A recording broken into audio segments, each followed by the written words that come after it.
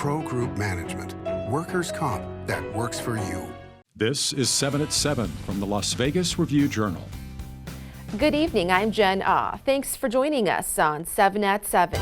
In Top Stories, sponsored by Nevada Hand Silver Sky Assisted Living Community.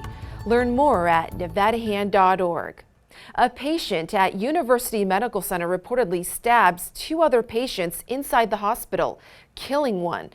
Review-Journal's Renee Semmerauer has the latest on this morning's incident. Police Lieutenant Jason Johansson said the stabbing occurred in a secure area of the hospital where psychiatric patients are treated. What we know is that our male suspect exited his room, went into a room where another patient was located adjacent to his, and stabbed that male victim, and that is the male who was pronounced deceased. The assailant, a man in his 40s, stabbed the man while he was on a gurney in the hallway, police say. The extent of the injuries to the second man were not disclosed. Both victims are men in their 20s. That victim thankfully was able to get up and flee towards the exit doors to that area of the hospital, along with a charge nurse who was in that area. How the patient obtained the knife is under investigation, and no word why these patients were being held in that area of the hospital. Amid a nationwide teacher shortage and rising dissatisfaction, more than a third of Clark County schools are also facing teacher vacancies of 10% or more. 26 schools have a vacancy rate of higher than 20%.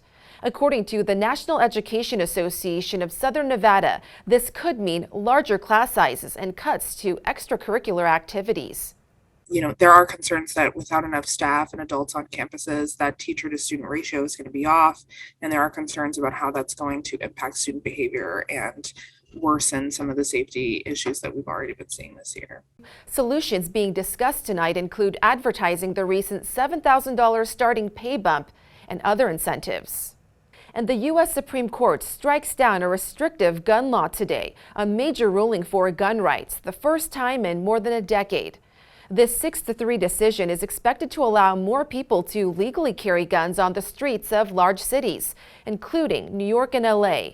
Nevada is generally an open carry state, so the ruling doesn't appear to be applicable here. But in response to this and mass shootings, Governor Sisolak tweets, "As long as I'm governor of Nevada, I won't accept our nation's needless gun violence epidemic. I will do everything in my power to protect our communities." In entertainment, veteran Las Vegas anchor Todd Qualls announces his departure from local ABC affiliate KTNV. His last day will be Friday morning after being in the news biz for 28 years. He's been with KTNV since 2016. Next, he'll be launching the media consulting company, HQ. And check out this unique $300,000 payout at Red Rock Casino. The casino reports the jumbo hold'em poker bad beat jackpot happened Tuesday and was split among players. The winning hand won $30,000 and the losing hand won more, $46,000, along with 8 players winning $1,900 and all current players across Station Casino poker rooms winning $1,300. In business, sponsored by Bank of Nevada, bank on accountability. After facing more than a year of rumors on coming to Vegas, the Oakland A's still have yet to make a final decision. However, Major League Baseball still has its sights set on Southern Nevada for a team. MLB Commissioner Rob Manfred is fueling speculation for a team to land here, telling reporters recently, quote, "We like Las Vegas as a market." And the Nevada Gaming Commission fined Station Casinos and its parent company, Red Rock Resorts, for sports wagering violations. The commissioners approved the company's $80,000 settlement for failing to prevent its sportsbook app from taking wagers after events had taken place. Station officials admit they failed to properly maintain virtual servers due to lack of computer memory.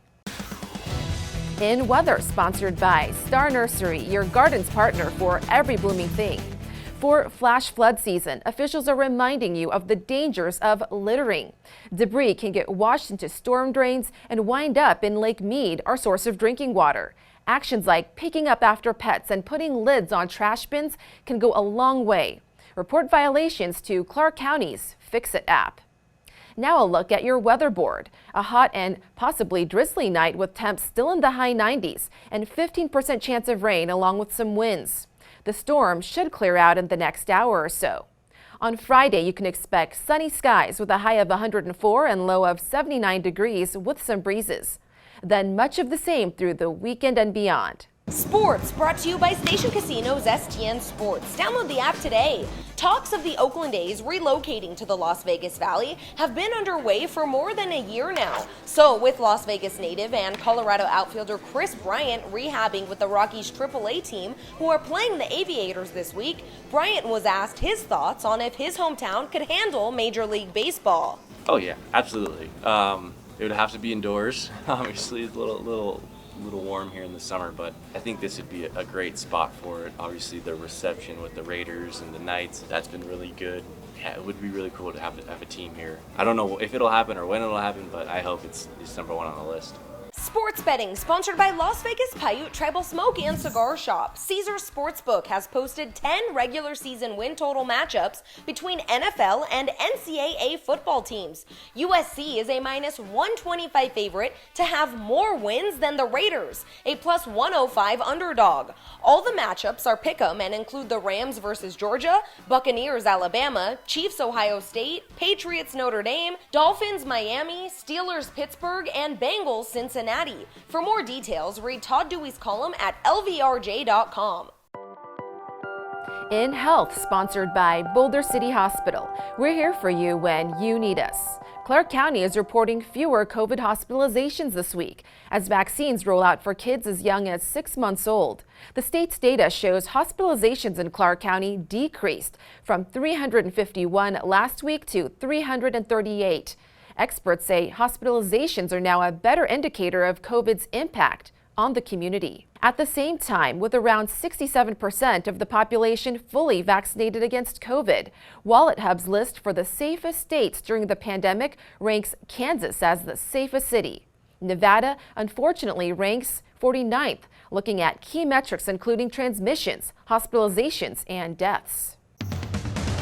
In Lifestyle, sponsored by Visit Laughlin, an easygoing getaway filled with good food, good people, and good times on the river. A youth organization that supports young girls in Las Vegas needs your help.